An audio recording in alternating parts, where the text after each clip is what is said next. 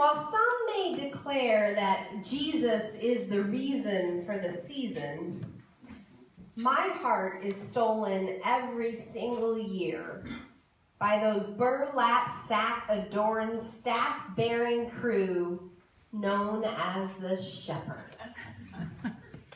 Here's the thing about the Christmas story.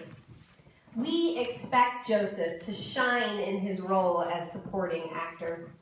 And Mary and Jesus, they play a central role, undoubtedly. The angels herald hope as one would hope angels do. And there's nothing particularly heroic about the Magi bearing gifts and bowing to the baby Jesus. It's a little like ministers at a Christmas Eve service. The casting is predictable and the robes are nice, but you just suspect that they've waited all year long for that prophetic moment. And yes, certainly a manger is a little bit of a plot twist. But oh, the shepherds. You don't even see them coming.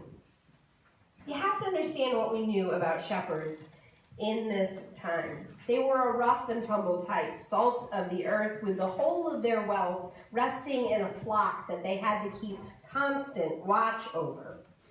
Shepherds were not highly educated. In the times of the day, they were considered very low on the social order. And so the whole scene unfolds like a magical tale of old, the infant born and swaddled, the heralding of the angels, the visitation of wise men with gifts, appointing the king, Mary pondering all of these things on her heart, while Joseph looks on and wait for it. What is that smell? It's a little like sheep. And behold, it's the shepherd come to greet the baby Jesus. The shepherds who left their entire life savings in a field to follow a star. According to the Gospels, these shepherds were the first to receive the good news of Jesus' birth. They saw that angelic host with light, and they shone in the presence of love's prophecy, abandoning everything to follow her call. 2 weeks ago, I was at the border with 400 faith leaders bearing witness to the injustice of a border wall and the tear gassing of children. We were keenly aware in that setting of the backdrop of the Christian story at this time of year. All of the elements were there. The faith leaders in their attire with robes and stoles, prayer shawls, wise men and women. And there were children at the fence with their faces pressed between the slats, trying to get the shape of our caravan making its way down the beach.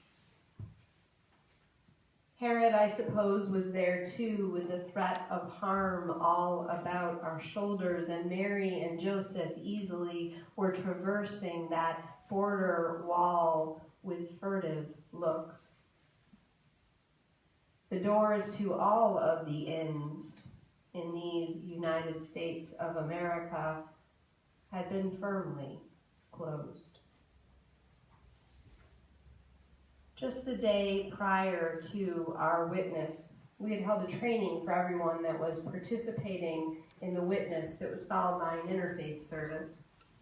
And as part of the training, we had to go through several scenarios. And one of those scenarios was to pretend that you were engaging with someone who was a counter-protester, who was trying to get you upset and yelling at you and saying all manner of things. And so in this role play, you just have to stay calm, essentially. It's a practice from the civil rights era. I was paired with someone who looked to be about 80 years old. She was dressed very casually and had a little tear around the knee of her pants. She had long, beautiful, white, silvery hair that she had drawn in a ponytail that came round her shoulder. And she spoke so softly that I couldn't even catch her name. She was also blind, using a long white cane with red tape around it in order to navigate the room. She shared that she wasn't a faith leader, but had heard the call and left everything to come to the border. It was announced in the scenario that I was to play the role of counter-protester with her as moral witness, and so to the count of 3, I had to begin shouting at her. Oh my word, I thought.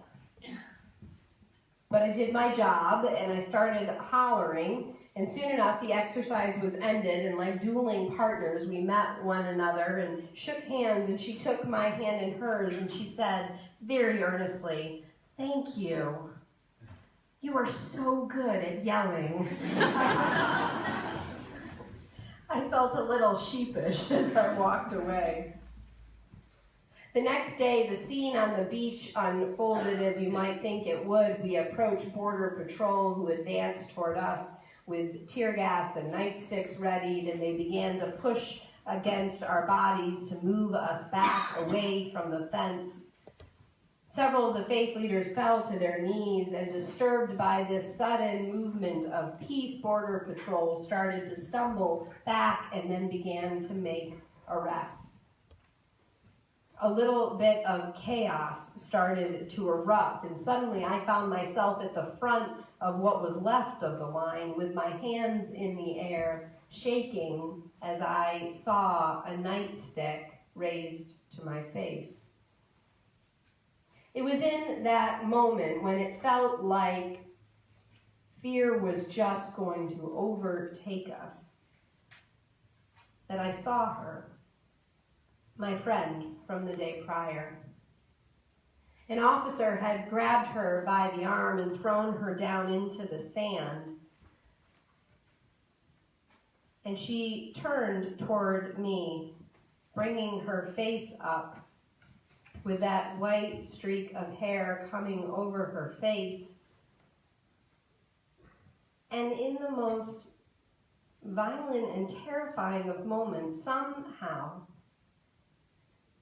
she had the face of complete peace. All of us in the line sort of froze and felt a collective courage rising up in us as we saw this woman bear witness, to keep her calm and composure and to keep her focus even as zip ties were tightened around her wrist. We refocused and kept our gaze on the children and the families who were watching all of this unfold, singing to them across the border down the beach. The shepherds showed up after all, I thought to myself. The Christmas story has always been a political one and a personal one.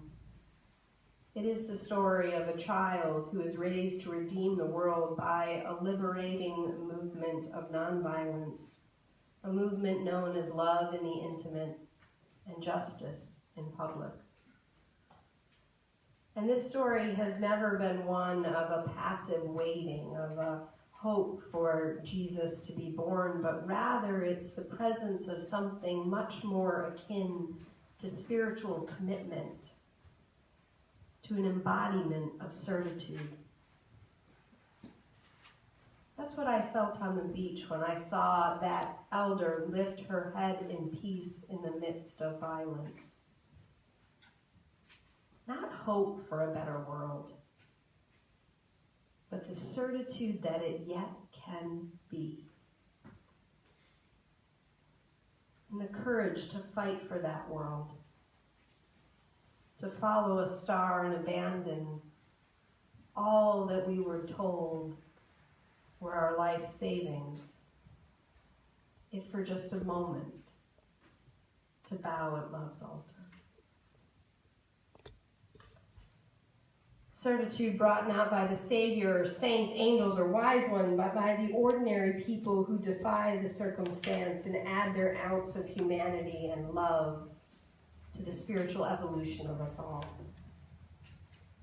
I had a great Uncle Max.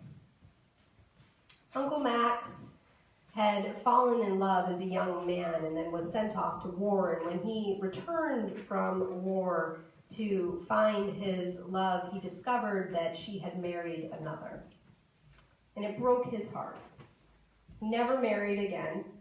He was my grandmother's only brother, and he was at every Christmas gathering.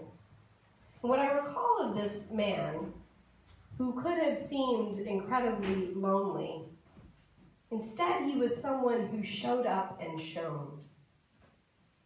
He would take time to talk to each and every child and listen to our sugar-fueled stories at the holidays. And for much of my life, I took Uncle Max's presence for granted. And then one year, he was too ill to join our gathering. And somehow, we all realized that Uncle Max had been a shepherd of the human spirit, if you will. And without his presence at our family gathering, we suddenly didn't fit together as we once had. We had one more year with him after that year. And I remember the sense of the ember of our family returning.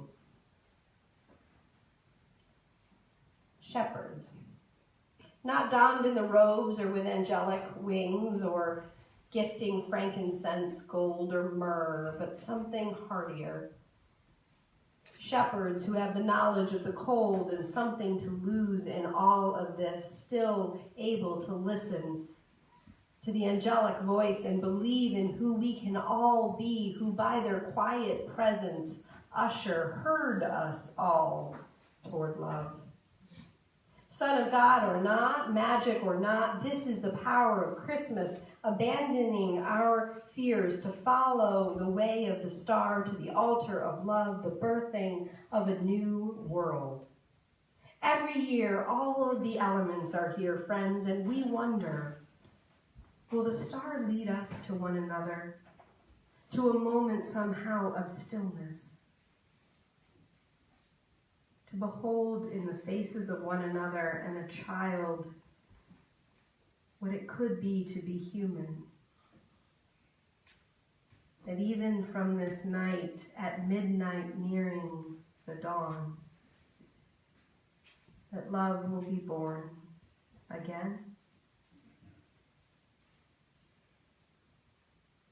I look around and I know, as you each do in your hearts now,